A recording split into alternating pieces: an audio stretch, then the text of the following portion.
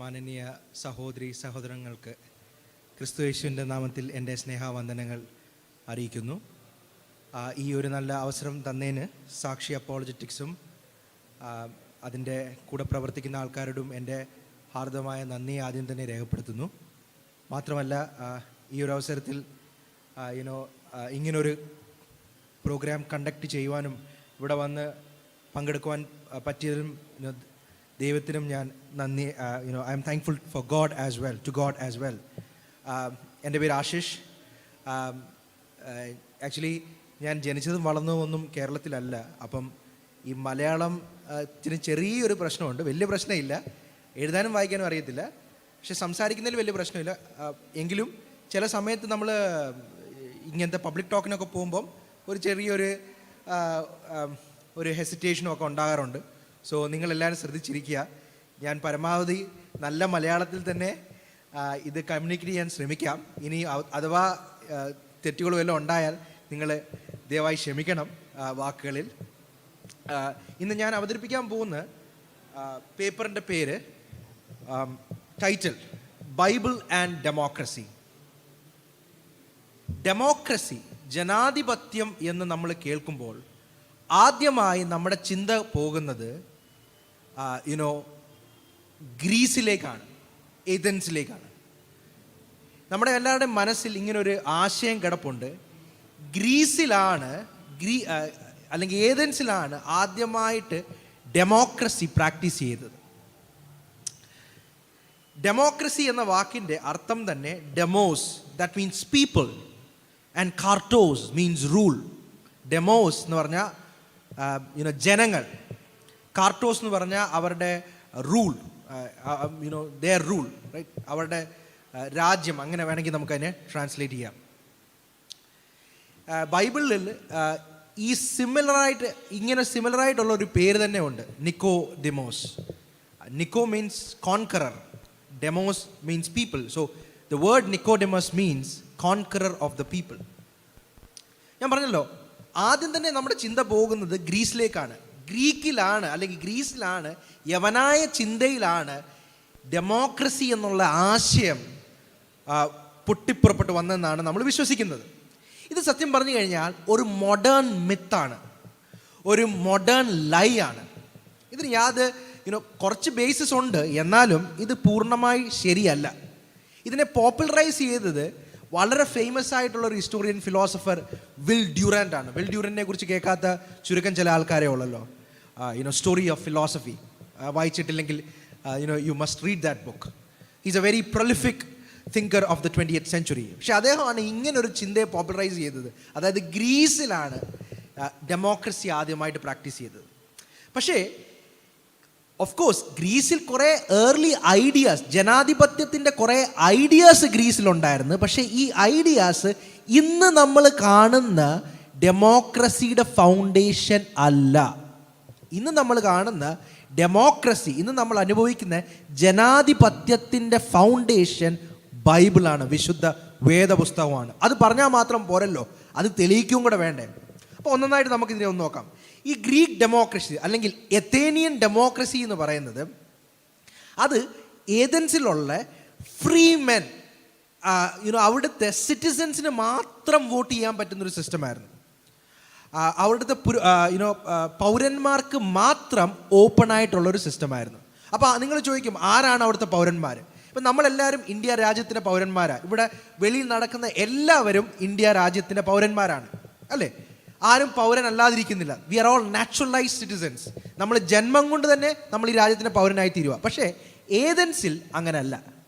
ഏതൻസിലെ പോപ്പുലേഷനിൽ ഏകദേശം 10-15% പുരുഷന്മാർ മാത്രമേ ആ നാടിൻ്റെ പൗരന്മാരായിട്ട് ഉണ്ടായിരുന്നുള്ളൂ. ബാക്കി 90% ആൾക്കാരും സ്ത്രീകളും കുട്ടികളും അടങ്ങുന്ന ഈ 90% ആൾക്കാരും, സ്ത്രീകളും കുട്ടികളും അടിമകളും അടങ്ങുന്ന ഈ 90% ആൾക്കാർക്കും ഈ ഒരു ഡെമോക്രസിയിൽ യാതൊരു പങ്കുമില്ല. ഈ ഒരു വോട്ടിങ്ങിൽ, ഈ ഒരു സിസ്റ്റമിൽ യാതൊരു പങ്കുമില്ല. അപ്പോൾ ഇതിനെ നമുക്കൊരു ഡെമോക്രസി ആയിട്ട് കാണാൻ പറ്റുമോ? ഇതിന് ഇംഗ്ലീഷിലൊരു പേരുണ്ട്, ഒലിഗാർക്കി. അതിനെ നമുക്ക് തമാശ രീതിയിൽ ഫാറ്റ് കാറ്റ്സ് എന്നൊക്കെ പറയാൻ പറ്റും. Fat Katz. ഒളിഗാർക്കി എന്ന് പറഞ്ഞാൽ ഭരണം ചെറിയ ചില ആൾക്കാരുടെ കയ്യിലാണ്. കുറച്ച് ചില ആൾക്കാരുടെ കയ്യിൽ ഭരണം ഉള്ളപ്പോഴാണ് നമ്മൾ അതിനെ ഒളിഗാർക്കി എന്ന് വിളിക്കുന്നത്. നമ്മുടെ ഡെമോക്രസിയിലും ഇത് ഇങ്ങനൊരു ടേം ഉണ്ട്, tyranny of the majority, despotic rule എന്നൊക്കെ നമ്മൾ പറയില്ല, ടിറനി ഓഫ് ദ മെജോറിറ്റി. അതായത് ഭൂരിപക്ഷത്തിൻ്റെ ആഗ്രഹങ്ങൾ ന്യൂനപക്ഷത്തിൻ്റെ മണ്ടയിൽ അടിച്ചേൽപ്പിക്കുമ്പോൾ അതിനെയാണ് നമ്മൾ ടിറനി ഓഫ് ദ മെജോറിറ്റി എന്നൊക്കെ പറയുന്നത്. നമ്മളൊരിക്കലും അങ്ങനൊരു ഡെമോക്രസിയിലല്ല ജീവിക്കുന്നത്. ഇന്ന് നമ്മളൊരു റീപ്രസെൻറ്റേറ്റീവ് ഡെമോക്രസിയിലാണ് ജീവിക്കുന്നത്. ഇവിടെ ന്യൂനപക്ഷത്തിനും അവരുടെ അവകാശങ്ങളുണ്ട്, ഭൂരിപക്ഷത്തിനും അവരുടെ അവകാശങ്ങളുണ്ട്. ഭൂരിപക്ഷത്തിൻ്റെ ഇഷ്ടങ്ങൾ അനുസരിച്ച് ചലിക്കുന്ന ആൾക്കാരല്ല ന്യൂനപക്ഷം, അല്ലേ? ഭൂരിപക്ഷം ഇത് കഴിക്കണമെന്ന് പറയുമ്പോൾ നമ്മൾ കഴിക്കാതിരിക്കുകയും, ഭൂരിപക്ഷം ഇങ്ങനെ നടക്കണമെന്ന് പറയുമ്പോൾ അങ്ങനെ നടക്കുകയും, ഭൂരിപക്ഷം ഇങ്ങനത്തെ കളർ ഡ്രസ്സ് ധരിക്കണമെന്ന് പറയുമ്പം ഇന്ന ഭാഷ പറയണമെന്ന് പറയുമ്പം നമ്മൾ അത് അനുകരിക്കുകയാണെങ്കിൽ അതിൻ്റെ അർത്ഥം നമ്മളൊരു ജനാധിപത്യത്തിലാണോ എന്നുള്ള കാര്യത്തിന് സംശയമുണ്ട്. അത് ഞാൻ അത്രയും മാത്രം പറഞ്ഞ് മുന്നോട്ട് പോവുകയാണ്. അപ്പോൾ ഇവിടെ നമുക്ക് ഇങ്ങനെ സിമിലറായിട്ടുള്ള ഡെമോക്രസി നമുക്ക് ഇന്ത്യയിലും ഉണ്ടായിരുന്നു. ഈ ഗ്രീക്ക് കൈൻഡ് ഓഫ് ഡെമോക്രസി നമുക്ക് ഇന്ത്യയിലും ഫിനേഷ്യയിലും മെസോപ്പൊട്ടേമിയയിലും അങ്ങനെ പല ഏൻഷ്യൻറ്റ് കൾച്ചേഴ്സിലും ഇങ്ങനെ സിമിലറായിട്ടുള്ളൊരു ഡെമോക്രാറ്റിക് സിസ്റ്റം അവിടെ ഉണ്ടായിരുന്നു. എന്ന് വെച്ച് അതൊന്നും ഇന്നത്തെ ഒരു ഡെമോക്രസിയുടെ ഒരു ഫോർഷാഡോ അല്ലെങ്കിൽ ഇന്നത്തെ ഒരു ഡെമോക്രസിയുടെ ഒരു ബേസോ ഒന്നും അല്ല, ഒരിക്കലുമല്ല. ആദ്യം തന്നെ നമുക്ക് ഡെമോക്രസി എന്ത് ആണ് എന്ന് ഒന്ന് ഡിഫൈൻ ചെയ്യാം. കാരണം ഡെമോക്രസി എന്താണ് എന്ന് ഡിഫൈൻ ചെയ്യാൻ പറ്റിയില്ലെങ്കിൽ നമുക്ക് ഈ ചർച്ച കൊണ്ട് അല്ലെങ്കിൽ ഈ പ്രബന്ധം കൊണ്ട് ഒരു ഒരു ഒരു ഒരു കൺക്ലൂഷനിൽ വരും. പല ആൾക്കാരുടെയും ചിന്ത എന്ന് പറഞ്ഞു കഴിഞ്ഞാൽ നമ്മൾ വോട്ട് ചെയ്യുന്നതുകൊണ്ട് നമ്മൾ ഡെമോക്രസി ആകുന്ന, വോട്ട് ചെയ്യുന്നത് കൊണ്ട് അത് ഡെമോക്രസി ആകുന്നില്ല. ഏറ്റവും കൂടുതൽ വോട്ട് കിട്ടുന്ന ആളും അല്ലായിരിക്കും ചിലപ്പം പ്രൈം മിനിസ്റ്ററോ പ്രസിഡന്റോ ആകുന്നത്, അല്ലേ? ഉദാഹരണം ഞാൻ പറയാം. കഴിഞ്ഞ ഈ ഇലക്ഷൻ അല്ല, ഇതിന് മുമ്പത്തെ 2016 തോന്നുന്നു, 16 അമേരിക്കൻ ഇലക്ഷനിൽ അത് Hillary Clinton versus Donald Trump. ഏറ്റവും കൂടുതൽ വോട്ട് കിട്ടിയത് ഹിലറി ക്ലിൻ്റൺ ആണ്. ഏകദേശം 48%, 48% വോട്ട് എനിക്ക് തോന്നുന്നു ഹിലറി ക്ലിൻ്റന് കിട്ടിയിട്ടുണ്ട്. ഡൊണാൾഡ് ട്രംപിന് അത്രയും വോട്ട് കിട്ടിയിട്ടില്ല.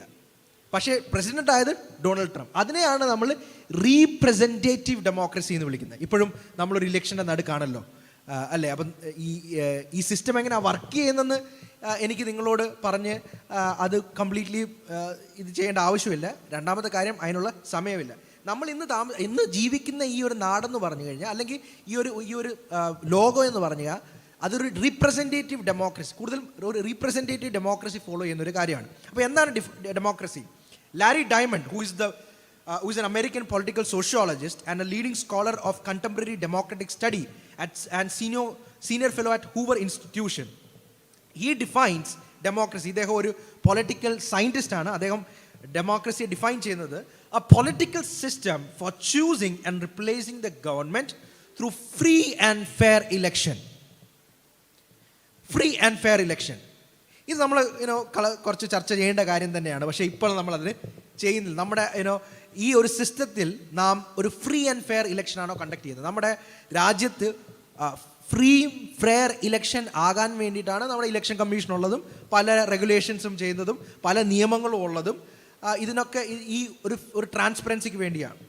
രണ്ടാമത്തെ കാര്യം, active participation of people as citizens in politic and civic life. ഒരു പൗരൻ എന്ന നിലയ്ക്ക് നമുക്ക് ഈ ഒരു സിസ്റ്റത്തിനകത്ത് ആക്റ്റീവായിട്ട് പാർട്ടിസിപ്പേറ്റ് ചെയ്യാൻ കഴിയുമോ? ഇന്ന് വേണമെങ്കിൽ എനിക്കൊരു ഇലക്ഷൻ നിൽക്കാൻ കഴിയുമോ? നിങ്ങൾക്കൊരു ഇലക്ഷൻ നിൽക്കാൻ കഴിയുമോ? കഴിയും. അതിന് നിയമപരമായിട്ട് യാതൊരു തടസ്സവും ഇല്ല. ഫൈനാൻഷ്യലി തടസ്സങ്ങൾ കാണുമായിരിക്കും, അത് വേറെ കാര്യം. പക്ഷേ every citizen has the right until he is not വേറെ ചില ലീഗൽ ട്രബിൾസ് അല്ലെങ്കിൽ he has every right to participate in election. Protection of human rights of all citizens. എല്ലാ പൗരന്മാരുടെയും മൗലിക അവകാശങ്ങൾ is it being upheld? That is the question. Fourthly, a rule of law in which the laws and procedures apply equal to all citizens. നമ്മുടെ ഭരണഘടന എല്ലാ ആൾക്കാർക്കും ഒരേ നിയമമാണോ പറയുന്നത്? അതോ ചില ആൾക്കാർക്ക് വേറൊരു നിയമം, മറ്റു ചില ആൾക്കാർക്ക് വേറൊരു നിയമം? ഇവിടെ ഞാൻ ഉദ്ദേശിക്കുന്നത് ഈ എന്താ പറയുന്ന റിസർവേഷനും അങ്ങനത്തെ കാര്യങ്ങളല്ല. അതൊക്കെ ചില ഒരു പൊളിറ്റിക്കൽ സിസ്റ്റത്തിൻ്റെ ഭാഗമായിട്ട് വരും. അതൊക്കെ നമ്മൾ ഇപ്പോൾ ഇവിടെ ഡിസ്കസ് ചെയ്യേണ്ട കാര്യമില്ല. പക്ഷേ the constitution is the same for all in a very general way. അപ്പോൾ ഇങ്ങനെയുള്ളൊരു സിസ്റ്റം എവിടുന്ന് വന്നു? ഇത് ഗ്രീസിൽ നിന്ന് വന്നതാണോ? ഗ്രീസിൽ 10-15% ആൾക്കാർ കൂടെ ഇരുന്ന് വോട്ട് ചെയ്ത് ഇപ്പോൾ ഉണ്ടായി വന്നൊരു സിസ്റ്റം, അല്ലെങ്കിൽ ആ ഫൗണ്ടേഷനിൽ നിന്ന് ഉണ്ടായി വന്നൊരു സിസ്റ്റമാണോ ഈ ഞാൻ പറഞ്ഞ ഈ ഡെമോക്രസി? ഒരിക്കലുമല്ല. പിന്നെ ഈ ഡെമോക്രസി എവിടുന്ന് വന്നു? ഇതിന് നമ്മൾ ചർച്ച് ഹിസ്റ്ററി അല്ലെങ്കിൽ ക്രിസ്ത്യൻ ഹിസ്റ്ററി ഒന്ന് പഠിക്കണം. ഒരു ക്രിസ്ത്യൻ തിങ്കിങ്ങിൽ നിന്ന് തന്നെ, ഒരു ക്രിസ്ത്യൻ തോട്ട് പ്രോസസ്സിൽ നിന്ന് മാത്രമേ ജനാധിപത്യം എന്നുള്ളൊരു കൺസെപ്റ്റ് ഉളവായി വരാൻ സാധ്യതയുള്ളൂ. ഫസ്റ്റ്ലി നമുക്ക് കാത്തലിക് മിഡിൽ ഏജസിലേക്ക് പോകാം.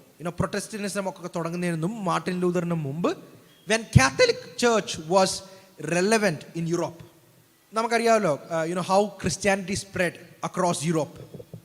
എങ്ങനെയാണ് ക്രിസ്ത്യാനിറ്റി യൂറോപ്പിൽ സ്പ്രെഡ് ആകുന്നതെന്ന്. ഏകദേശം 300 AD വരെ വളരെയധികം പെർസിക്യൂഷനിൽ കൂടെ ക്രിസ്ത്യാനിറ്റി കടന്നുപോയി. പക്ഷേ ഒരു 300 AD കഴിഞ്ഞപ്പോഴത്തേന് കോൺസ്റ്റന്റൈൻ എന്ന ചക്രവർത്തി ക്രിസ്ത്യാനിയാകുകയും അതിനുശേഷമുള്ള ചക്രവർത്തി ക്രിസ്ത്യാനിറ്റിയെ സ്റ്റേറ്റ് റിലീജനായി പ്രഖ്യാപിക്കുകയും ചെയ്ത്. അങ്ങനെ ചെയ്തപ്പോൾ എന്താണ് സംഭവിച്ചതെന്ന് ചോദിച്ചാൽ, അവിടെ സ്റ്റേറ്റിൽ 2 പവർ സെൻറ്റേഴ്സ് ഉണ്ടായി. ഒന്നെന്ന് പറഞ്ഞു കഴിഞ്ഞാൽ king, the emperor, he's a power. Secondly the pope അല്ലെങ്കിൽ the head of the church, അദ്ദേഹവും ഒരു പവർഫുൾ പേഴ്സൺ. അപ്പോൾ 2 പവർ സെൻറ്റേഴ്സ് യൂറോപ്പിലുണ്ടായി. അതിലേക്ക് ഞാൻ ഡീറ്റെയിൽ ആയിട്ട് ഇവിടെ സംസാരിക്കുന്നില്ല, കാരണം അത് കുറച്ച് എക്സാമ്പിൾസ് ഒക്കെ എടുക്കേണ്ടതായിട്ട് വരും. കാരണം മറ്റു ചില കാര്യങ്ങൾ ആ ടൈമിൽ കവർ ചെയ്യാവുന്നതുകൊണ്ട് ഞാൻ അതിലേക്ക് വരുന്നില്ല. നമ്മുടെ ഇന്നും മൾട്ടിപ്പിൾ പവർ സെൻറ്റേഴ്സ് ഉണ്ട്. നമ്മുടെ ഡെമോക്രസിയിൽ, നാം താമസിക്കുന്ന ഡെമോക്രസിയിൽ അല്ലെങ്കിൽ നമ്മൾ വിറ്റ്നസ് ചെയ്യുന്ന ഡെമോക്രസിയിൽ ഒറ്റ ആളുടെ കയ്യിലോ ഒരു ഓർഗനൈസേഷൻ്റെ കയ്യിലോ അല്ല പവർ ഇരിക്കുന്നത്. ജുഡീഷ്യറി, എക്സിക്യൂട്ടീവ് എന്നൊക്കെ നമ്മൾ സിവിക്സിൽ പഠിക്കുന്നതാണല്ലോ. അപ്പം ഈ ഒരു ഐഡിയ വരുന്നത് ഈ ഒരു ഹിസ്റ്റോറിക്കൽ കോണ്ടെക്സ്റ്റിൽ നിന്നാണ്. Different power centres.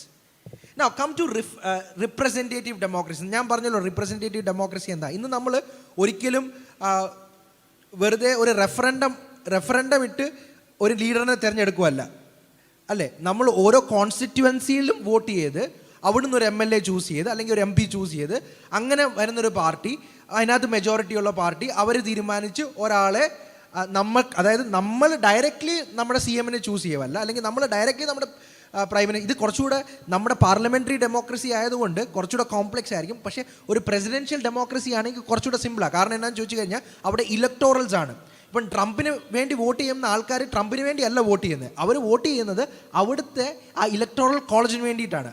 അവിടുന്ന് ഒരാൾ റെപ്രസെൻറ്റേറ്റീവായിട്ട് ആ ഹൗസിൽ പോയിട്ട് ഇവിടുത്തെ ജനങ്ങളുടെ വോട്ട് അവിടെ രേഖപ്പെടുത്തുവാണ്. അവിടെ ഒറ്റ വോട്ടാണ് വരുന്നത്. അതിനാണ് റെപ്രസെൻറ്റേഷൻ എന്ന് പറയുന്നത്. 50 പേർക്ക് കൂടി ഒരാൾ പോവുക, നമ്മുടെ കാര്യങ്ങൾ പുള്ളി രേഖപ്പെടുത്തുക. ഇത്ര മാത്രം പറഞ്ഞ് ഞാൻ ആ ഭാഗത്തിൽ നിന്ന് വിടുന്നു. The first recorded evidence of representation can be traced to the 4th Lateran Council summoned by Pope Innocent in 1213. More than 400 bishops of dioceses all over Europe, agents of kings, representatives of cathedral chapters all over the Western and Central Europe, based on Roman law notion of proctorial representation. അതായത് ഈ 4th Lateran Council, ഇത് pop innocent വിളിച്ച സഭയാണ്. 1213 AD ഈ കൗൺസിലിൽ representatives ചെന്ന്, കാരണം പല യൂറോപ്പിൻ്റെ പല ഭാഗത്തിൽ നിന്നും രാജാക്കന്മാരുടെ റെപ്രസെൻറ്റേറ്റീവ്സായിട്ട്, മറ്റ് സഭകളുടെ റെപ്രസെൻറ്റേറ്റീവ്സായിട്ട് പല ആൾക്കാരും ഇവിടെ ചെന്ന്. ഇതായിരുന്നു ഫസ്റ്റ് റെപ്രസെൻറ്റേറ്റീവ് ഡെമോക്രസിയുടെ ഒരു എന്താ പറയുന്നത് ഫസ്റ്റ് റെക്കോർഡഡ് ആയിട്ടുള്ള evidence. Very soon the idea of political consent was used in church council. The first conclusive evidence comes from the French Church Council at Bourges in November 1225, where representative of cathedral chapters rejected a tax that was designed to finance papal government. What is political consent? നമ്മുടെ മണ്ടയിൽ ഒരു നിയമം പാസ്സാക്കണമെങ്കിൽ നമ്മുടെ consent അത്യാവശ്യമാണ്. നമ്മുടെ consent ഇല്ലാതെ നമ്മുടെ മണ്ടയിൽ ഒരു നിയമം പാസ്സാക്കാൻ പറ്റത്തില്ല. ഇപ്പം നിങ്ങൾ വിചാരിക്കും നമ്മുടെ രാജ്യത്ത് ഇങ്ങനെയൊക്കെയാണോ നടക്കുന്നതെന്നൊക്കെ നിങ്ങൾ ചിന്തിക്കും. പക്ഷേ ഞാനൊരു പറയുന്നത് ഒരു ഐഡിയൽ കേസ് ഓഫ് ഡെമോക്രസിയാണ്. എല്ലാ കാര്യങ്ങളും ചിലപ്പോൾ നമ്മുടെ രാജ്യത്തേക്ക് അപ്ലൈ ചെയ്യുന്നില്ലെന്ന് വരും. ഓക്കെ. അപ്പോൾ അത് നമ്മൾ ഡീറ്റെയിൽ ആയിട്ട് ഇവിടെ ചർച്ച ചെയ്യുന്നില്ല. പക്ഷേ നോക്കുക, ആദ്യമായിട്ട് പൊളിറ്റിക്കൽ കൺസെൻറ്റ് എന്നുള്ള ഐഡിയ വരുന്നത് ഈ കാത്തലിക് ചർച്ചിൻ്റെ ചില ഇടപാടുകളിൽ നിന്നാണ്. അപ്പോൾ അവിടെ എന്താണ് പറ്റിയെന്ന് ചോദിച്ചു കഴിഞ്ഞാൽ, കുറേ റിപ്രസെൻറ്റേറ്റീവ്സ് പാസ് ചെയ്തപ്പെട്ട ഒരു നിയമം ഓവർടേൺ ചെയ്ത് അവരുടെ പൊളിറ്റിക്കൽ പവർ വെച്ച്. So that was the first instance where political consent was being utilised. Church councils such as Innocents Lateran of 1215 and the Council of Bourges in 1225 were thus the first medieval parliaments. ഇത് പറയുന്ന ഞാനല്ല, Harold J Berman തൻ്റെ പുസ്തകമായ Law and Revolution the Formation of Western Legal Tradition, legal സ്കോളറാണ് Harold J Berman. അദ്ദേഹം പറയുന്നത് Lateran council 1215 Lateran കൗൺസിലും Council of Bourges in 1225 is the first form of medieval parliament. നമ്മൾ ഇന്ന് കാണുന്ന പാർലമെൻറ്റിൻ്റെ ഏകദേശം പ്രിമിറ്റീവ് ഫോം ആയിരുന്നത്. ഇത് പറയുന്നത് ഹരോൾഡ് ജെ ബർമൻ. നിങ്ങൾക്ക് ആ ബുക്കും നോട്ട് ചെയ്തെടുക്കാം. ഇവിടെ ഒരു ഇമ്പോർട്ടൻ്റ് ആയിട്ടുള്ളൊരു ഹിസ്റ്റോറിക്കൽ ഇവൻറ്റ് നടക്കുന്നുണ്ട്. ഇതിനെ നമ്മൾ വിളിക്കുന്നത് വെസ്റ്റേൺ സ്കീസം എന്നാണ്. വെസ്റ്റേൺ സ്കീസം അല്ലെങ്കിൽ വത്തിക്കൻ സ്റ്റാൻഡ് ഓഫ് എന്നൊക്കെ പറയും. ഈ വത്തിക്കൻ സ്റ്റാൻഡ് ഓഫ് എന്താണെന്ന് ചോദിച്ചു കഴിഞ്ഞാൽ, ഇപ്പം നമുക്കറിയാമല്ലോ, ഇപ്പോഴത്തെ മാർപ്പാപ്പ പോപ്പ് ഈസ് വൺ മാൻ അല്ലേ, ഒരു മനുഷ്യനാണ്. പക്ഷേ പല ചർച്ച് ഹിസ്റ്ററിയിൽ പല പ്രാവശ്യവും മോർ ദൻ വൺ പോപ്സ്, ഒരേ സമയത്ത് രണ്ട് പോപ്പുകൾക്ക് അധികം ആൾക്കാർ അല്ലെങ്കിൽ രണ്ട് പോപ്പോ അതിലധികം ആൾക്കാരോ ഒരേ സമയത്ത് ചർച്ചിൻ്റെ നേതൃത്വം വഹിച്ചിട്ടുണ്ട്. അങ്ങനെ പല സന്ദർഭങ്ങളും ഉണ്ടായിട്ടുണ്ട്. ഇങ്ങനൊരു സിമിലർ സംഭവം ഉണ്ടായത് 1378 1378 എന്ന് ഉണ്ടായെന്ന് ചോദിച്ചു കഴിഞ്ഞാൽ, ചില വാറിൻ്റെ ഒക്കെ ഭാഗമായിട്ട് രണ്ട് സ്ഥലത്ത് അവിഗ്നോൺ, സദേൺ ഫ്രാൻസിലെ അവിഗ്നോണിലും റോമിലും രണ്ട് മാർപ്പാപ്പന്മാർ ഒരേ സമയത്ത് ചർച്ചിൻ്റെ ലീഡർഷിപ്പിലുണ്ടായിരുന്നു, രണ്ട് മാർപ്പാപ്പന്മാർ. അപ്പോൾ ഇതിനെയാണ് നമ്മൾ വെസ്റ്റേൺ സ്കീസ് എന്ന് വിളിക്കുന്നത്. അവസാനത്തെ 5 വർഷം there were 3 pops, Churchill 3 pops ഉണ്ടായിരുന്നു. അപ്പോൾ ഈ ഒരു സിറ്റുവേഷനെ സോൾവ് ചെയ്യാൻ വേണ്ടിയിട്ട് ഒരു കൗൺസിൽ വിളിച്ച്, കൗൺസിൽ ഓഫ് കോൺസ്റ്റൻസ് വാസ് സമൺഡ്. ഈ കൗൺസിലിൻ്റെ പേരാണ് കൗൺസിൽ ഓഫ് കോൺസ്റ്റൻസ്. ഈ കൗൺസിൽ ഓഫ് കോൺസ്റ്റൻസിൽ അവർ പല ഡിഗ്രികളും പാസ് ചെയ്തു. അവർ ആക്ച്വലി എന്ത് ചെയ്യുമെന്ന് ചോദിച്ചു കഴിഞ്ഞാൽ, 2 പോപ്സിനെ ഡിസ്പോസ് ചെയ്ത്, അതായത് 2 പോപ്സിനെ അവരുടെ ഓഫീസിൽ നിന്ന് എടുത്തു കളഞ്ഞു. മൂന്നാമത്തെ മാർപ്പാപ്പയെ അവർ റിസൈൻ ചെയ്യിപ്പിച്ചു. അങ്ങനെ 3 മാർപ്പാപ്പമാരെ അവർ ഡിസ്പോസ് ചെയ്ത് കഴിഞ്ഞിട്ട് മാർട്ടിൻ 5 എന്നൊരാളെ ആ പോപ്പിൻ്റെ ആ ഒരു അതോറിറ്റിയിലേക്ക് ചൂസ് ചെയ്തു. ആൻഡ് ദേ ഡിക്ലെയർ ദാറ്റ്, അവിടെ അവർ പാസ് ചെയ്ത ഒരു ഡിഗ്രിയാണ് ഹയക് സാങ്ക്ട. 1450 ഈ ഡിഗ്രി പാസ് ചെയ്യുന്നത്. They declare that church council will be superior to popes in matters of faith, unity and reform. അതായത് പോപ്പ് അല്ല സുപ്രീം അതോറിറ്റി, ചർച്ച് കൗൺസിലാണ് supreme authority. The decree Phrygians of 1417 further required that future church council should be called according to fixed schedule. അതായത് ഈ council actually 1418 വരെ ഉണ്ടായിരുന്നു. ഈ council പല ഡിഗ്രികളും ഇങ്ങനെ അവർ പുറപ്പെടുവിച്ചു. അതിനകത്ത് 2-3 കാര്യങ്ങളാണ് ഇപ്പോൾ ഞാൻ എടുത്തു പറയുന്നത്. Church council should be superior to popes. അതായത് ഒരു പോപ്പിൻ്റെ മേൽ അധികാരം ചർച്ച് കൗൺസിലിനുണ്ട്. ചർച്ച് കൗൺസിൽ വേണമെങ്കിൽ അവരുടെ ഡെമോക്രാറ്റിക് റൈറ്റ്സ് യൂസ് ചെയ്ത് ഒരാളെ ഡിസ്പോസ് ചെയ്യാൻ പറ്റും. ഇതിൽ നിന്നാണ് ഇന്ന് മോഡേൺ ഐഡിയ ഓഫ് ഡെമോക്രസിയിൽ ഇംപീച്ച്മെൻ്റ് എന്ന് പറഞ്ഞൊരു ഐഡിയ ഉണ്ട്. ഇംപീച്ച്മെൻറ്റ് നമ്മുടെ ഇപ്പം കറണ്ട് കോണ്ടെക്സ്റ്റിൽ ചിലപ്പം ഇന്ത്യയിൽ അങ്ങനെ യൂസ് ചെയ്തിട്ടില്ലായിരിക്കും. പക്ഷേ കുറച്ച് നാൾ മുമ്പ് ട്രംപിൻ്റെ സമയത്തും പിന്നെ അഫ്ഗാനിസ്ഥാൻ ക്രൈസിസ് ഒക്കെ വന്നപ്പം ബൈഡൻ്റെ കേസിൽ ഇംപീച്ച്മെൻ്റ് എന്ന് പറയുന്ന സംഭവം പിന്നെയും യൂസ് ചെയ്യുന്നുണ്ടായിരുന്നു. അതായത് പ്രസിഡൻറ്റിനെ തൻ്റെ ഓഫീസിൽ നിന്ന് എടുത്തു കളയുക, അല്ലെങ്കിൽ ആ ഡെമോക്രാറ്റിക് ഹെഡിനെ അദ്ദേഹത്തിൻ്റെ സ്ഥാനത്ത് നിന്ന് മാറ്റുക. സോ ഈ ഒരു ഐഡിയ ഈ ചർച്ചിൻ്റെ ഈ ഡെമോക്രാറ്റിക് ഫ്രെയിംവർക്കിൽ നിന്നാണ് വരുന്നത്. The first systematic theory of representative democracy was formulated by the Catholic clergy. ഇതാണ്, അതായത് ഈ 14th സെഞ്ച്വറിയിൽ നടന്ന ഈ വെസ്റ്റേൺ സ്കീസിൽ നിന്നാണ് സിസ്റ്റമാറ്റിക് ആയിട്ടുള്ളൊരു ഒരു തിയറി, റിപ്രസെൻറ്റേറ്റീവ് ഡെമോക്രസിക്ക് ഒരു തിയറി തന്നെ ഉണ്ടായി വരുന്നത്. അടിയിൽ റെഫറൻസ് കൊടുത്തിട്ടുണ്ട്. Molar Jurgen, the Catholic invention of representative democracy, the American interest. നിങ്ങൾക്ക് അതിൻ്റെ ലിങ്കും കാര്യങ്ങളും ചോദിച്ചാൽ ഞാൻ അത് ഷെയർ ചെയ്യാം. Now councillor model of democracy, ഈ 14th സെഞ്ച്വറിയിൽ ഉണ്ടായ ഈ ഒരു കൗൺസിൽ അല്ലെങ്കിൽ ഈ ഒരു കൗൺസിൽ രൂപീകരിക്കപ്പെട്ട് ഇങ്ങനെ ഒരു ഫ്രെയിംവർക്ക് ഉണ്ടാക്കി കഴിഞ്ഞപ്പോഴത്തേന്, അതായത് ഒരു കൗൺസിലുണ്ട്, ആ കൗൺസിൽ തീരുമാനിക്കും ആരാണ് പോപ്പ് ആകേണ്ട, ആ പോപ്പിനെ ഡിസ്പോസ് ചെയ്യാൻ പറ്റുമോ, അങ്ങനത്തെ കാര്യങ്ങൾ. ഇത് തിയോളജിക്കലി ബേസ്ഡ് ആണ്. എവിടെ തിയോളജിക്കലി ബേസ്ഡ് എന്ന് ചോദിച്ചു കഴിഞ്ഞാൽ നേരെ നമ്മൾ ഗലാത്യ ലേഖനത്തിലേക്ക് പോവുക. ഗലാത്യ ലേഖനത്തിലേക്ക് നമ്മൾ പോകുമ്പോൾ നമ്മൾ അവിടെ ഒരു സംഭവം വായിക്കുന്നുണ്ട്. പൗലോസും പത്രോസും, അല്ലെങ്കിൽ കയ്യഫാവും പത്രോസും, കയ്യഫായും പൗലോസ്, അവിടെ ഈ സർക്കംസിഷൻ്റെ കാര്യം, പരിച്ഛേദന കാര്യമാണ് അവിടെ ചർച്ചയിൽ വരുന്നത്. അപ്പം പൗലോസും പത്രോസും രണ്ട് ക്യാമ്പിലാണ്. പത്രോസിനെ വളരെ രൂക്ഷമായിട്ട് പൗലോസ് വിമർശിക്കുന്നുണ്ട്. പത്രോസിൻ്റെ കാര്യങ്ങൾ അല്ലെങ്കിൽ പത്രോസ് പറയുന്ന ആശയങ്ങൾ തെറ്റാണെന്ന് പൗലോസ് പറയുന്നുണ്ട്. അപ്പം ഈ ഒരു കാത്തലിക് ഫ്രെയിം വർക്കിൽ അവിടെ നിന്നാണല്ലോ പോപ്പിൻ്റെ ആ ഇത് ത്രോൺ ഇങ്ങോട്ട് പോരുന്നത്, അതോറിറ്റി ഇങ്ങോട്ട് പാസ്സായി പോരുന്നത്. അപ്പം അങ്ങനെയെങ്കിൽ പത്രോസ് who's the first pope of the church, നമ്മുടെ കാത്തലിക് സഹോദരന്മാർ പറഞ്ഞത് who's the first pope of the church, അദ്ദേഹത്തെ വരെ ക്രിട്ടിസൈസ് ചെയ്യാൻ പറ്റും എന്നുള്ള ഒരു ഐഡിയ വരുന്നതും ജെറുസലേം കൗൺസിലിനെ കുറിച്ച് കേട്ടിട്ടുണ്ട്. അവിടെ ചില എൽഡേഴ്സും ചില എൽഡറായിട്ടുള്ള ചില ആൾക്കാരും സഭയുടെ കാര്യങ്ങൾ തീരുമാനിച്ചുകൊണ്ടിരുന്നത് ഈ എൽഡേഴ്സാണ്. പല വേഴ്സസും നൽകിത്തരാം, പക്ഷേ ഈ ഒരു വേഴ്സ് മാത്രം നൽകിക്കൊണ്ട് മുമ്പിലേക്ക് പോകുന്നത്. The counselor mode of governance of the early church has been preserved in several texts that were included in Gratian's Decretum. Grecian എന്ന് പറഞ്ഞൊരു മോങ് ഉണ്ടായിരുന്നു. അദ്ദേഹം 1140 ഇന്നേക്ക് ഏകദേശം 1000 വർഷങ്ങൾക്ക് മുമ്പ് അദ്ദേഹത്തിൻ്റെ ഒരു ഗ്രന്ഥം ഡിക്രീറ്റം എന്ന് പറഞ്ഞത്, ഇതിനകത്ത് ഈ പറയുന്ന ഒരു കൗൺസിലർ മോഡൽ ഇതിനെക്കുറിച്ച് പരാമർശിക്കുകയും ഈ ഒരു ഫ്രെയിം വർക്കിനെ കുറിച്ച് പറയുകയും ചെയ്തിട്ടുണ്ട്. ഈ ഒരു ഐഡിയയിൽ പോപ്പിനെ ഒരു പ്രൈം മിനിസ്റ്റർ എന്നുള്ള രീതിയിൽ കാണാൻ പറ്റും. അതായത് the pope is also not absolute. പോപ്പിൻ്റെ അതോറിറ്റിയും അബ്സല്യൂട്ട് അതോറിറ്റി അല്ല. പോപ്പിൻ്റെ അതോറിറ്റിയും കോൺസ്റ്റിറ്റ്യൂഷണൽ ലിമിറ്റ്സിനുള്ളിൽ വരുന്ന അതോറിറ്റിയാണ്. ഇതേ ഐഡിയയിൽ നിന്നാണ് കിങ് ഇൻ പാർലമെൻ്റ് എന്ന് പറഞ്ഞ മോഡേൺ ഐഡിയ രൂപപ്പെടുന്നത്. അതായത് this marked a completely new regime from in which the monarchs would rule together with elite via assemblies. ഈ രാജാക്കന്മാർ റോമിൽ നടന്നുകൊണ്ടിരുന്ന എന്താണെന്ന് ചോദിച്ചു കഴിഞ്ഞാൽ, റോമിലെ കൈസർ പറയും ഞാൻ ആ ദൈവം, അപ്പോൾ എല്ലാവരും വന്ന് കൈസറിനെ ആരാധിക്കണം. അങ്ങനെ ആരാധിക്കാത്ത ആൾക്കാരെ കൊണ്ട് കത്തിച്ചു കളയും, അല്ലെങ്കിൽ അവർ മൃഗങ്ങൾക്ക് ഇട്ടുകൊടുക്കും. ഇതായിരുന്നു അബ്സല്യൂട്ട് മൊണാർക്കി അല്ലെങ്കിൽ ടൊട്ടാലിറ്റേറിയൻ സിസ്റ്റം. പക്ഷേ ഇംഗ്ലീഷ് അല്ലെങ്കിൽ 12ാം സെഞ്ച്വറി 13ാം സെഞ്ച്വറിയിലൊക്കെ എന്താ നടന്നുകൊണ്ടിരുന്നു കഴിഞ്ഞാൽ, രാജാവിനൊരു കൗൺസിൽ ഉണ്ടായിരുന്നു. ആ കൗൺസിൽ പറയുന്ന കാര്യങ്ങൾ രാജാവ് അംഗീകരിക്കുമായിരുന്നു.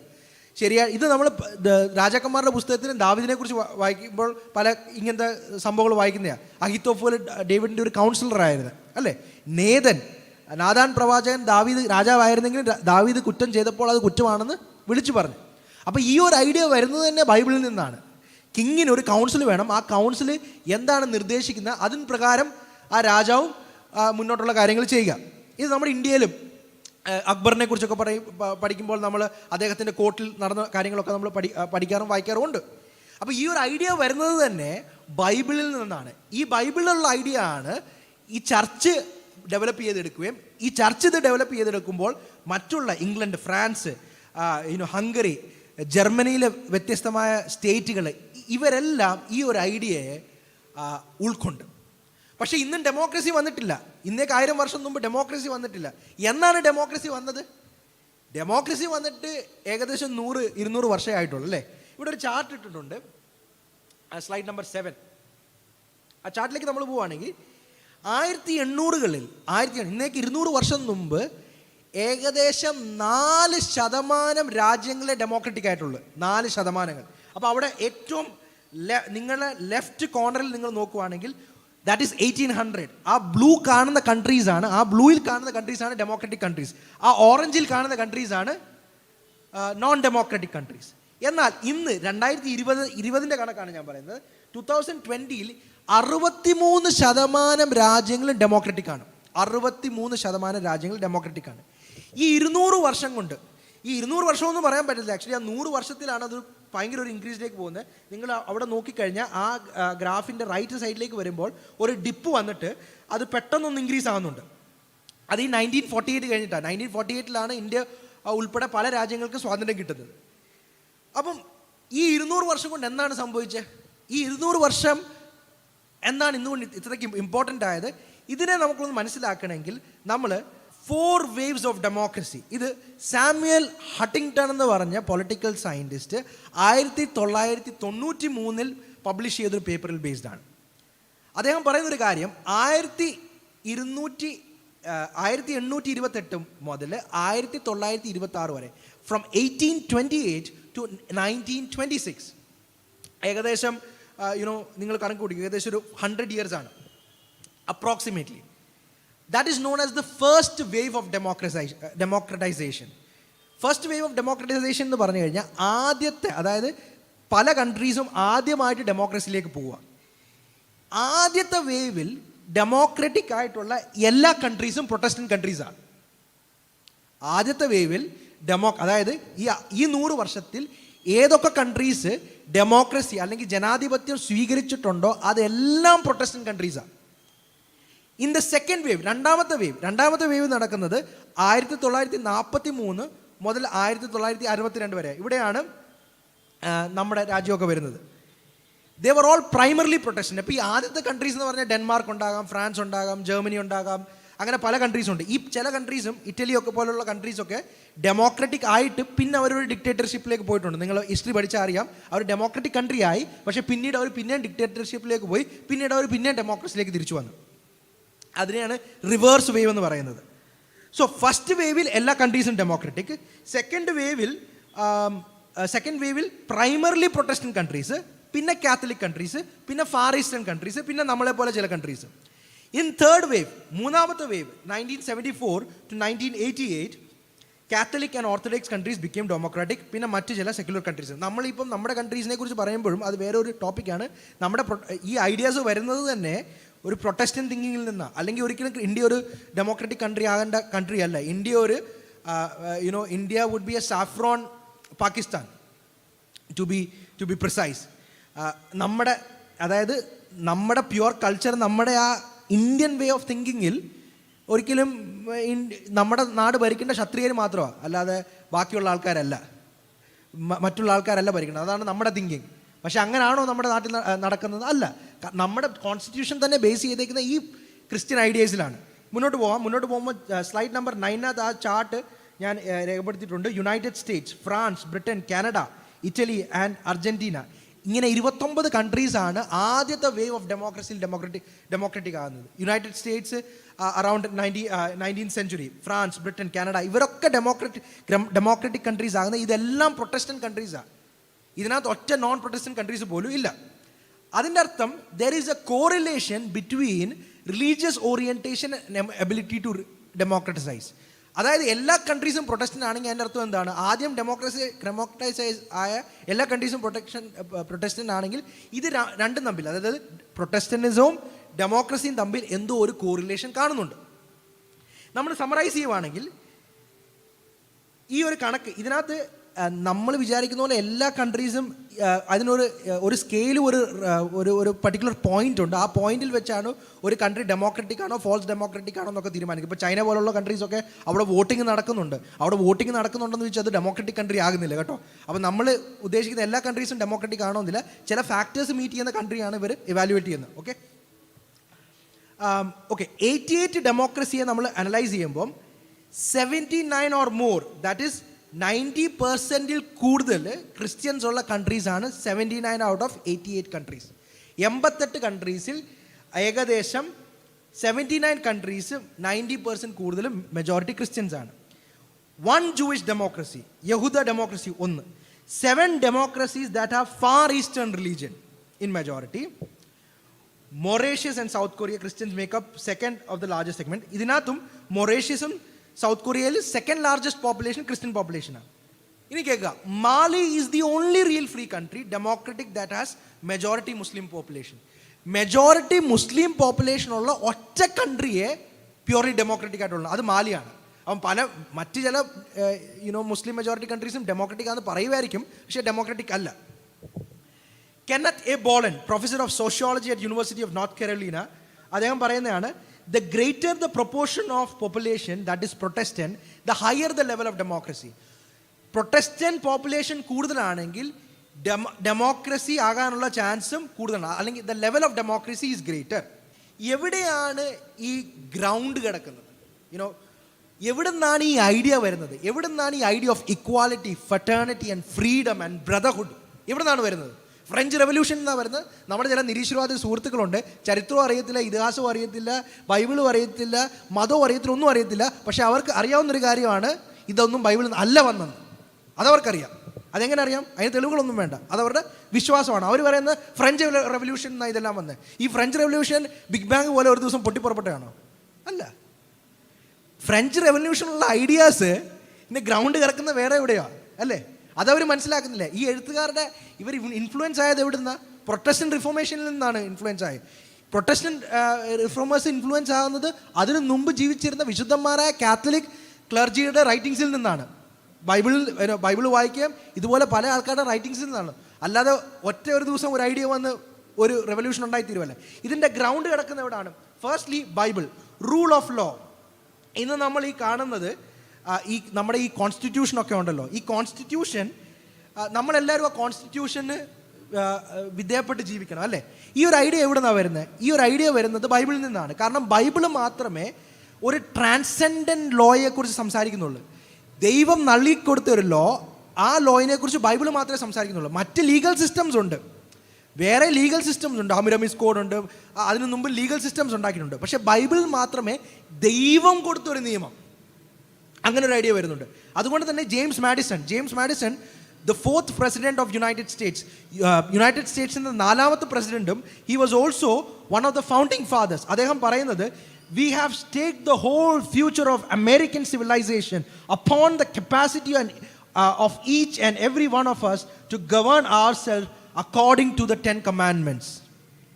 ജെയിംസ് മാഡിസനെ കുറിച്ച് പറയുവാണെങ്കിൽ പല കാര്യങ്ങളും പറയാനുണ്ട്, അതിലൊന്നും പറയുന്നില്ല. ഇദ്ദേഹം പറയുന്നത് കേട്ടോ, we have upon the capacity of each and every one of us to govern ourselves according to the 10 commandments.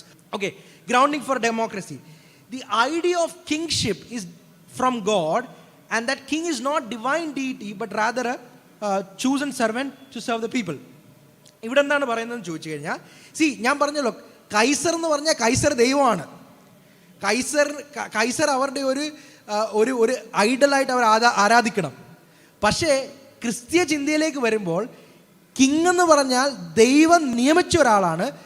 അദ്ദേഹത്തിന് ഒരു ഡിവൈൻനെസ് ഇല്ല, അല്ലേ? അദ്ദേഹം ഒരു ഡിവൈനായിട്ട് വരുന്നില്ല. Human rule follows from God's rule. Human rule follows from God's rule. അതായത് ദൈവം നമ്മളെ ഭരിക്കുന്നുണ്ട്. തിയോക്രസിയിൽ നിന്നാണ് ഡെമോക്രസിയുടെ ആശയം വരുന്നത്. ഡെമോക്രസി ഒരിക്കലും തന്നെ സസ്റ്റെയിൻ ആകുന്നതല്ല, ദൈവമാണ് നമ്മളെ ഭരിക്കുന്നത്. ദൈവം ഒരു റിപ്രസെൻറ്റേറ്റീവിനെ വെച്ചിട്ടുണ്ട്. ആ റിപ്രസെൻറ്റേറ്റീവിനെ അനുസരിക്കേണ്ട നമ്മുടെ കടമയാണ്. ആ റിപ്രസെൻറ്റേറ്റീവ് ദൈവത്തിന് ഹിതവണ്ണം നമ്മളെ ഭരിക്കേണ്ടതും അദ്ദേഹത്തിൻ്റെ കടമയാണ്. ഇതാണ് മാനിഗോൾഡ് ഓഫ് ലട്ടൻബാക്ക്, ലിബർ അഡ് ഗെബൻ ഹാഡം എന്നുള്ള വർക്കിൽ അദ്ദേഹം പറയുന്നത്, if the king ceases to govern the kingdom and begins to act as a tyrant, to destroy justice, to overthrow peace and to break his faith, the man who has taken the oath is free from it, and the people are entitled to depose the king and set up another, inasmuch as he has broken the principle upon which their mutual obligation is dependent. ഇത് ഇന്നേക്ക് 1000 വർഷങ്ങൾക്ക് approximate 1000 വർഷങ്ങൾക്ക് മുമ്പ് ജീവിച്ചിരുന്ന ഒരു Catholic ക്ലർജിയാണ് ഈ പറയുന്നത്. അതായത് കിങ്, രാജാവ് അദ്ദേഹത്തിൻ്റെ പ്രോപ്പറായിട്ടുള്ള ഡ്യൂട്ടി ചെയ്യുന്നില്ല എങ്കിൽ ഓരോ പൗരൻ്റെ അവകാശമാണ് ആ രാജാവിനെ എടുത്തു കളഞ്ഞിട്ട് പുതിയൊരു രാജാവിനെ ആ സ്ഥാനത്ത് ഏൽപ്പിക്കുക. അതായത് രാജാവ് ഈസ് നോട്ട് ഡിവൈൻ, രാജാവ് ഒരു ദിവ്യ പുരുഷനല്ല, is not an incarnate of God. ഈ ഐഡിയാസാണ് പിന്നീട് ചെന്ന് ജോൺ പോണെ, ജോൺ ലെനോക്സ്, ക്രിസ്റ്റഫർ ഗുഡ്മാൻ, ഇവരുടെയൊക്കെ വർക്കിൽ നിന്നാണ് ഇവരൊക്കെ ഈ ഒരു കാത്തലിക് ഐഡിയ, ഈ ഒരു അവർക്ക് മുമ്പ് ജീവിച്ചിരുന്ന ആൾക്കാരുടെ ഐഡിയാസിനെയും കൂടെ എടുത്താണ്. ജോൺ നോക്സിനെ കുറിച്ചൊക്കെ നിങ്ങൾ വായിച്ചിട്ടുണ്ടായിരിക്കും, കേട്ടിട്ടുണ്ടായിരിക്കും. ജോൺ പോണേറ്റ് ആൻഡ് ക്രിസ്റ്റഫർ ഗുഡ്മാൻ, ഇവരും പിന്നെ ജോൺ കാൽവിൻ, മാർട്ടിൻ ലൂതർ, ഇവരൊക്കെ ഈ ഐഡിയാസിൽ നിന്നാണ് the Protestant idea that Pope is not the absolute authority, Church is not the absolute authority, the power is in the people's hands എന്നുള്ളൊരു ആശയം derive ചെയ്തെടുക്കുന്നത്. So, equality for all humankind, individual freedom and liberty, transcendent law, kings are subject to service of the masses. ഇതെല്ലാം വരുന്നത് ബൈബിളിൽ നിന്നാണ്. Come to Protestantism and democracy. The first demand for religious freedom, അതായത് മതസ്വാതന്ത്ര്യം, freedom of conscience, freedom of press, അതായത് പത്രപ്രവർത്തനത്തിനുള്ള സ്വാതന്ത്ര്യം. അതായത് നമുക്കൊരു ആശയം ഇന്ന് നമ്മളിവിടെ ഫ്രീ ആയിട്ട് സംസാരിക്കുന്നുണ്ടെങ്കിൽ അത് നമ്മുടെ it is a citizens right, ഒരു പൗരൻ്റെ അവകാശമാണ് കാര്യങ്ങൾ to engage in debates, to engage in discussions. Press has their own rights to publish stories, to look into matters of government and to ask questions. ഇതെല്ലാം 17th century പ്രൊട്ടസ്റ്റന്റിനിസത്തിൽ നിന്ന് വരുന്ന radical wing പ്രൊട്ടസ്റ്റന്റിൽ നിന്ന് വരുന്ന ഒരു ഐഡിയ ആണ്. ഇത് പറയുന്നത് ഞാനല്ല, Michael Farris from Tyndale to Madison എന്ന പുസ്തകത്തിൽ പറയുന്ന കാര്യമാണ്, 2007 പബ്ലിഷ്ഡ്. ഇവിടെ 3 പ്രൊട്ടസ്റ്റന്റ് വർക്ക്സ് ഉണ്ട്. 3 പ്രൊട്ടസ്റ്റന്റ് വർക്ക്സ് വളരെയധികം ഇൻഫ്ലുവൻസ് ചെയ്തിട്ടുണ്ട്. ഇത് നമ്മൾ സ്കൂളിൽ പഠിക്കാൻ കിട്ടത്തില്ല, കാരണം സ്കൂളിൽ ഇത് പഠിക്കുകയല്ല വേണ്ടത്. സ്കൂളിൽ നമ്മൾ പഠിക്കേണ്ടത് ഫ്രഞ്ച് റെവല്യൂഷനിൽ നിന്നാണ് ഡെമോക്രസി ഉണ്ടായിരിക്കുന്നത്. ബട്ട് ഈ ഒരു 3 വർക്ക്സ് ഇല്ലെങ്കിൽ ഒരിക്കലും ഫ്രഞ്ച് റെവല്യൂഷൻ ഇല്ല. ഫ്രാങ്കോയിസ് ഹുട്ട്മൻ്റെ Francogallia, Theodore Beza the right to magistrate, Plessis Mornay. ഈ പ്ലസി മോർണെ ആണോ ഈ പുസ്തകം എഴുതിയെന്നുള്ളതിന് ഇച്ചിരി ഡിബേറ്റ് ഉണ്ട്, പക്ഷേ അതൊരു അൺനോൺ ഓത്തറാണ് എഴുതിയേക്കുന്നത്. We credit it to Plessis Mornay, defence of liberty against tyrants. ഈ പുസ്തകത്തിൻ്റെ ഡീറ്റെയിൽസിലേക്ക് ഞാൻ പോകുന്നില്ല. ഈ 3 പുസ്തകം, it's known as the trilogy, ഈ 3 പുസ്തകമാണ് യൂറോപ്പിൽ ഡെമോക്രാറ്റിക് പ്രിൻസിപ്പിൾസും ഡെമോക്രാറ്റിക് ഐഡിയാസും ബിൽഡ് ചെയ്തെടുത്തത്. ഫൈനലി കൺക്ലൂഷനിൽ നമുക്ക് എന്ത് പറയാമെന്ന് ചോദിച്ചു കഴിഞ്ഞാൽ, next slide, Protestant reformation ended the political tyranny in Europe. യൂറോപ്പിലുണ്ടായിരുന്ന ആ അതോറിറ്റേറിയൻ റിജീം, അല്ലെങ്കിൽ ആ ഏകാധിപത്യ ടൈപ്പുള്ള ആ റിജീം അവസാനിപ്പിച്ചത്, കംപ്ലീറ്റ്ലി അതിന് അവസാനത്തിലേക്ക് വന്നത് പ്രൊട്ടസ്റ്റന്റ് റിഫോർമേഷനാണ്. അല്ലേ, ഇപ്പോഴും യൂറോപ്പ്, ഇപ്പോഴും ഇംഗ്ലണ്ടിൽ രാജകുമാരി ഉണ്ട്. ഐ മീൻ നോട്ട് രാജകുമാരി, ഐ മീൻ ദ ക്വീൻ, രാജ്ഞിയുണ്ട്. രാജകുമാരി ഈസ് പ്രിൻസസ് ഐ ബിലീവ്. രാജ്ഞിയുണ്ട് അല്ലേ, but she is not the absolute monarch. Titular monarch എന്നൊക്കെ നമ്മൾ പറയും. പേഴ്സണൽ ഫ്രീഡം, വ്യക്തി സ്വാതന്ത്ര്യം, individual liberty are ideas that are derived from the Bible. ഈ ഐഡിയാസ് വരുന്നത് ബൈബിളിൽ നിന്നാണ്, ഭഗവത്ഗീതയിൽ നിന്നല്ല, മറ്റ് മഹാഭാരതത്തിൽ നിന്നല്ല, മറ്റ് ഗ്രീക്ക് പുസ്തകത്തിൽ നിന്നല്ല, ഗ്രന്ഥങ്ങളിൽ നിന്നല്ല, പ്ലേറ്റോയിൽ നിന്നല്ല, അരിസ്റ്റോട്ടലിൽ നിന്നല്ല, ബൈബിളിൽ ആണ് ഇതിൻ്റെ അടിസ്ഥാനം കിടക്കുന്നത്. Protestant reformation rejected the people and autocratic church authorities. അന്ന് സഭ കാണിച്ചുകൊണ്ടിരുന്ന ഓട്ടോക്രാറ്റിക് കാര്യങ്ങളെ പ്രൊട്ടസ്റ്റന്റ് റിഫോർമേഷൻ ഔട്ട്റൈറ്റ് ആയിട്ട് റിജക്റ്റ് ചെയ്തു. Protestants stressed on individual conscience and personal relationship with God. Protestants stressed on Bible being translated and printed into other languages which gave rise to modern education. ബൈബിളിൻ്റെ printing നടന്നു. ആ print, അതായത് Protestant റിഫോർമേഷനിലാണ് Bible എല്ലാവരും വായിക്കണോ എന്നുള്ളൊരു idea വരുന്നതും, Bible എല്ലാവരും വായിക്കണമെങ്കിൽ Bible എല്ലാവരും ഭാഷയിൽ ട്രെയിൻഡ് ആയിരിക്കണം, അതുകൊണ്ട് മോഡേൺ എഡ്യൂക്കേഷൻ വേണം എന്നുള്ളൊരു ആശയം വരുന്നത് പ്രൊട്ടസ്റ്റന്റ് റിഫോർമേഷനിൽ നിന്നാണ്. മതസ്വാതന്ത്ര്യത്തിനുള്ള ആദ്യത്തെ സ്റ്റെപ്പ്, പണ്ടത്തെ കാലത്ത് എന്ന് പറഞ്ഞാൽ ഈ മതത്തിലെ ആൾക്ക് മറ്റേ മതത്തിലെ ആളെ കാണാൻ പറ്റത്തില്ല, ഈ മതത്തിലെ ഒരാൾ രാജാവായി കഴിഞ്ഞാൽ മറ്റേ മതത്തിലെ ആൾക്കാരെ പീഡിപ്പിക്കും. നമുക്ക് ഇന്ത്യയിൽ തന്നെ ടിപ്പു സുൽത്താൻ്റെ കാര്യമൊക്കെ അറിയാമല്ലോ. അതുപോലെ മറ്റ് രാജ്യങ്ങളിലും ഇതൊക്കെ നടന്നിട്ടുള്ള ക്രിസ്ത്യാനികളെ 300 വർഷങ്ങളോളം റോമ ഗവൺമെൻറ് പീഡിപ്പിച്ചു. അങ്ങനെ അത് മാത്രമല്ല, ക്രിസ്ത്യാനിറ്റി അവിടെ പോപ്പുലറായി, അതായത് ക്രിസ്ത്യാനിറ്റി അവിടുത്തെ റിലീജിയനായി കഴിഞ്ഞിട്ട് അവിടെയും അങ്ങനത്തെ സംഭവങ്ങളൊക്കെ ഉണ്ടായിട്ടുണ്ട്. അതിനൊന്നും നമ്മൾ ന്യായീകരിക്കാൻ പോകുന്നില്ല. പക്ഷെ ആദ്യമായിട്ട് എൻ്റെ മതം വിശ്വസിക്കാനുള്ളത് എൻ്റെ അവകാശമാണ്, അതെൻ്റെ ചോയ്സാണ്, നിങ്ങളുടെ മതം വിശ്വസിക്കാനുള്ളത് നിങ്ങളുടെ ചോയ്സാണ് എന്നുള്ള ആശയം വരുന്നത് തന്നെ ഈ ഒരു ക്രിസ്ത്യൻ തിങ്കിങ്ങിൽ നിന്നാണ്. ആദ്യമായിട്ട് ദിസ് വാസ് ഒരു 1526 റെസൊല്യൂഷൻ ഓഫ് റെയ്സ്റ്റാഗ് ഇൻ സ്പയർ. ഇതാണ് that was the first step. The resolution officially tolerated 2 sects. അന്ന് അവിടെ കാത്തോലിക്കും പ്രൊട്ടസ്റ്റന്റും തമ്മിൽ ഭയങ്കരമായിട്ട് നടക്കുക. അപ്പോൾ ഈ ഒരു റെസൊല്യൂഷനാണ് for the first time in 1555 Peace of Augsburg expanded toleration and gradually this included Christian confession that of the Calvinist or the Reformed churches. അതായത് 2 വ്യത്യസ്ത ക്രിസ്ത്യൻ സെക്റ്റുകളെ അവിടെ, ഇപ്പം നമ്മൾ ഇന്ന് അതിനെ ക്രിസ്ത്യൻ സെക്റ്റ് എന്ന് പറയുന്നത്, പക്ഷേ അന്ന് അവർ കണ്ടിട്ടുള്ളത് അത് അബ്സല്യൂട്ട് 2 കോൺഫ്ലിക്റ്റിൽ നിന്ന് 2 ഐഡിയാസ് എന്നുള്ള രീതി, അല്ലെങ്കിൽ 2 റിലീജിയൻസ് എന്നും വേണമെങ്കിൽ നമുക്ക് ഇന്നത്തെ ഒരു ഐഡിയ, ഇന്നത്തെ ഒരു ഫ്രെയിം വർക്കിൽ നിന്നും നമുക്ക് വേണമെങ്കിൽ പറയാം. അന്ന് അവരങ്ങനെയാണ് കണ്ടുകൊണ്ടിരുന്നത്. അപ്പോൾ അങ്ങനെ രണ്ട് ഫൈറ്റിംഗ് സെക്ട്സിനെ യോജിപ്പിച്ചത് ഈ ഒരു 1955 പീസ് ഓഫ് ഓസ്ബർഗ് ആണ്. The first demands four religious freedom of conscious, ഇത് ഞാൻ പറഞ്ഞു കഴിഞ്ഞു, came from the 17th century radical wing Protestantism. ഇവിടെയാണ് നമ്മളൊരു റോജർ വില്യംസ് എന്ന് പറഞ്ഞ ഒരാളെക്കുറിച്ച് നമ്മൾ വായിക്കേണ്ടത്. ഇദ്ദേഹം he was actually one of the American thinkers. He was a Baptist minister and spiritualist. He was the founder of the first Baptist community with a congregation structure. And he called for complete religious freedom, achieved religious freedom from the first constitution with complete separation of church and state in Rhode Island. Rhode ഐലൻഡിൽ 1647, that is almost 400 വർഷം, 400 years before, അദ്ദേഹം ഒരു convicted Christian ആയിരുന്നു, അദ്ദേഹം ഒരു Baptist Christian ആയിരുന്നു. അദ്ദേഹം religious freedom, അതായത് അദ്ദേഹത്തിൻ്റെ കോൺസ്റ്റിറ്റ്യൂഷനിൽ അല്ലെങ്കിൽ അദ്ദേഹത്തിൻ്റെ ആ സ്റ്റേറ്റിൽ റിലീജിയസ് ഫ്രീഡം പ്രാക്ടീസ് ചെയ്യണമെന്നുള്ള ഐഡിയ കൊണ്ടുവരുന്നത് തന്നെ റോജർ വില്യംസ് ആണ്. And he did not do it because he did do it because of his convictions. അദ്ദേഹം ഒരു ക്രിസ്ത്യൻ ആയിരുന്നുകൊണ്ടാണ് അങ്ങനെ ഒരു ഐഡിയ കൊണ്ടുവന്നത്. കാരണം എന്താണെന്ന് ചോദിച്ചാൽ, in our religion, in our thinking, we know that മറ്റൊരാൾക്ക് അവരുടെ റിലീജിയൻ ഫോളോ ചെയ്യാനുള്ള എല്ലാ സ്വാതന്ത്ര്യമുണ്ട്. നമുക്ക് അവരോട് നമ്മുടെ മതത്തെക്കുറിച്ച് പറയാനുള്ള സ്വാതന്ത്ര്യമുണ്ട്, അവർക്ക് നമ്മളോട് അവരുടെ മതത്തെക്കുറിച്ച് പറയാനുള്ള സ്വാതന്ത്ര്യമുണ്ട്. അതാണ് റിലീജിയസ് ഫ്രീഡം. പോപ്പുലർ സോവറിനിറ്റി എന്ന് പറഞ്ഞ ഐഡിയ, പോപ്പുലർ സോവറിനിറ്റി എന്ന് പറഞ്ഞ rule of the people. This was an idea that was supported by the Protestant reformers. ഇതിൻ്റെ ബേസിസിൽ കിടക്കുന്നത്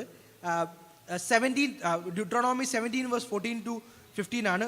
അതായത് ദൈവം അവരോട് പറയുന്നത്, you shall surely set a king over you, the Lord your God chooses. അതായത് ദൈവം നിങ്ങൾക്ക് വേണ്ടി ഒരു രാജാവിനെ തിരഞ്ഞെടുക്കും. ഇത് തന്നെ നമ്മൾ 1 ശമൂവേൽ 10-11 വായിക്കുന്നുണ്ട്. ജനങ്ങൾ ശമൂവേലിനോട് ആവശ്യപ്പെടുക, ഞങ്ങൾക്കൊരു രാജാവിനെ വേണമെന്ന്. അപ്പം ജനങ്ങളാണ് അവിടെ ആവശ്യപ്പെടുന്നത്, അല്ലാതെ ഒരു രാജാവ് തന്നെ കോൺക്വർ ചെയ്തിട്ട് രാജാവായിരിക്കുമല്ല.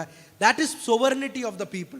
അതായത് we are the one who, അല്ലെങ്കിൽ the rule is done by us, we are the one who select people. This idea comes from the Bible. ഇതിന് മറ്റ് ചില വേഴ്സസും ഉണ്ട്.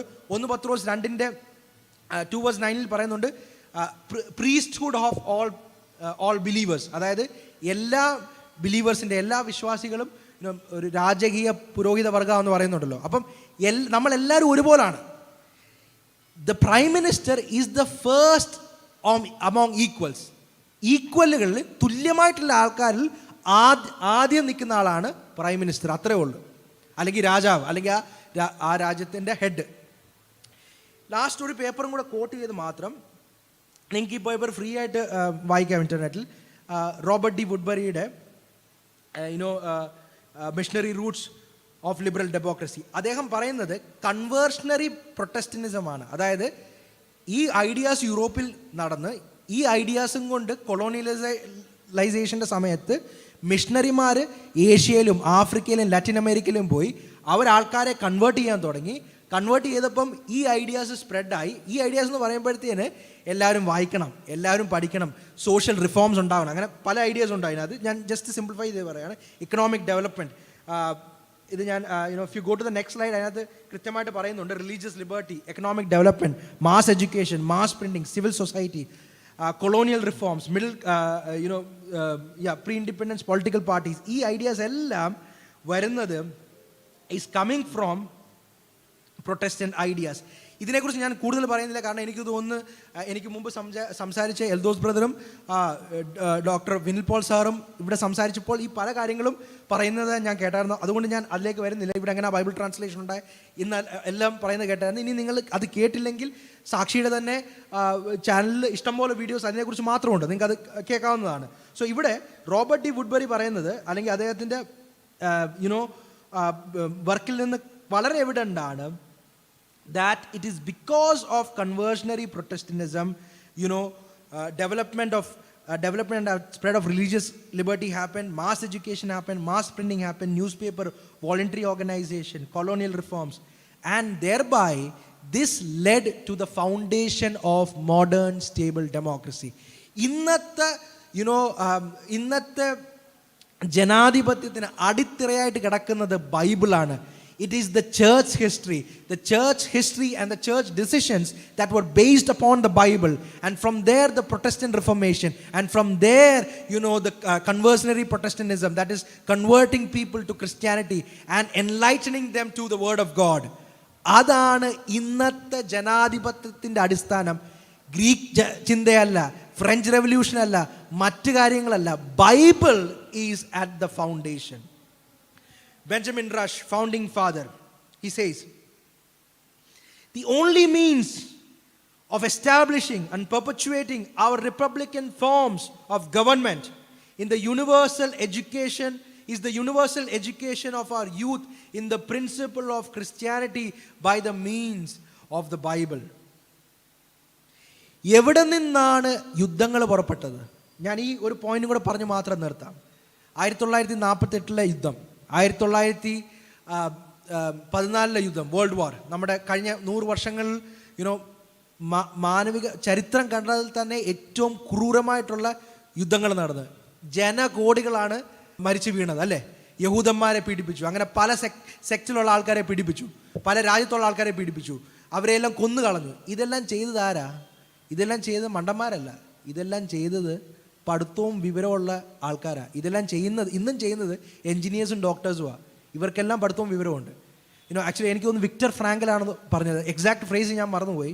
അദ്ദേഹം പറയുന്നത് ഈ യുദ്ധങ്ങൾ, അദ്ദേഹം കോൺസെൻട്രേഷൻ ക്യാമ്പിൽ കിടന്നത്, അദ്ദേഹം പറയുന്നത് ഈ യുദ്ധങ്ങൾ ഉണ്ടായത് വാർ ഹൗസസിലല്ല, വെപ്പൺസ് ഉണ്ടാക്കുന്ന ഫാക്ടറിയിലല്ല ഈ യുദ്ധങ്ങൾ ഉണ്ടായത്. ഈ യുദ്ധങ്ങൾ ഉണ്ടായത്, ഈ യുദ്ധങ്ങളുടെ മെയിൻ കാരണം കിടക്കുന്നത് നമ്മുടെ യൂണിവേഴ്സിറ്റിയിലുള്ള ലെക്ചർ ഹോൾസ് ആണ്. ആ ലെക്ചർ ഹോൾസ് ഈ നീച്ചയുടെയും മറ്റ് എക്സിസ്റ്റൻഷ്യൽ ഫിലോസഫി നമ്മുടെ യങ് മൈൻഡ്സിലേക്ക് നിറച്ചു കൊടുത്തു. ജീവിതത്തിന് അർത്ഥമില്ല, മനുഷ്യനല്ല ഒന്നല്ല എന്നുള്ള ആ എക്സിസ്റ്റൻഷ്യലിസ്റ്റ് നഹിലിസ്റ്റിക് ഐഡിയാസ് നമ്മുടെ യൂണിവേഴ്സിറ്റി ലെക്ചർ ഹോൾസിൽ നിന്ന് പറഞ്ഞു കൊടുത്തപ്പോൾ ഇവർ ചെയ്ത് കാണിച്ചതാണ് 1914 നമ്മൾ കണ്ടത്, 1945 നമ്മൾ കണ്ടത്. അതുകൊണ്ടാണ് Benjamin Rush, whose US founding father, പറയുന്നത് only means of establishing and perpetuating our republican forms. നമ്മുടെ റിപ്പബ്ലിക്കൻ ഡെമോക്രസിയെ മുന്നോട്ട് കൊണ്ടുപോകണമെങ്കിൽ അതിനൊറ്റ വഴിയേ ഉള്ളൂ, ഒറ്റ വഴി, ഒറ്റ മാർഗം.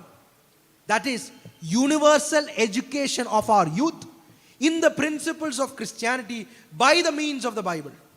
നമ്മുടെ യൂത്തിനെ ബൈബിൾ കൂടുള്ള ക്രിസ്ത്യാനിറ്റി എന്താണെന്ന് പറഞ്ഞു കൊടുത്താൽ മാത്രമേ ഡെമോക്രസി എന്നുള്ള ജനാധിപത്യം അല്ലെങ്കിൽ Republican democracy, if our country needs to be a republic, if our country needs to be democratic, then we have to study the Bible. Without the Bible there is no democracy. Without the word of God there is no freedom, there is no individual liberty, there is no freedom of conscience, and there is nothing that can be valued in our current democracy. May God bless us with these words, and thank you for this opportunity.